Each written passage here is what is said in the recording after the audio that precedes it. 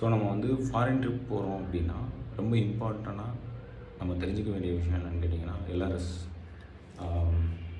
ஆர்பிஐயோட லிபரலைஸ்ட் remittance scheme. Indians வந்து other கண்ட்ரிக்கு spend பண்ணும்போது, எனி கண்ட்ரியாக இருக்கலாம், ஒரு ஃபினான்ஷியல் இயர், அதாவது April 1 March 31 அது வந்து ஒரு ஃபினான்ஷியல் இயர். இந்த ஃபினான்ஷியல் இயரில் எவ்வளோ ஸ்பெண்ட் பண்ணலாம் அப்படின்னு பார்க்கும்போது $250,000 வந்து ஸ்பெண்ட் பண்ண முடியும்.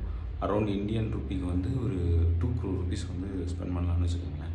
ஸோ இப்போ நம்மளோட ட்ராவல் வந்து ஏப்ரல் ஸ்டார்ட் ஆகுது, அதாவது April 8 வந்து ஸ்டார்ட் ஆகுது. ஸோ இப்போ வந்து நியூ ஃபினான்ஷியல் இயரில் இருக்குது.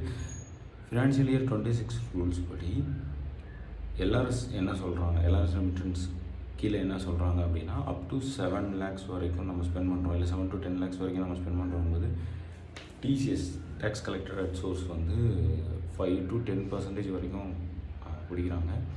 பட் இது என்ன மாதிரி பேசிஸில் பிடிக்கிறாங்க அப்படின்றத நான் மணி யூஸ் பண்ணிவிட்டு அதை வந்து நான் உங்களுக்கு சொல்கிறேன். பட் ஆனால் இப்போ வரைக்கும் இந்தியாவில் வந்து எல்ஆர்எஸ் ரெமிட்டன்ஸ் ரூல்ஸ் என்னென்னா $250,000 வரைக்கும் நம்மளால் ஸ்பெண்ட் பண்ண முடியும்.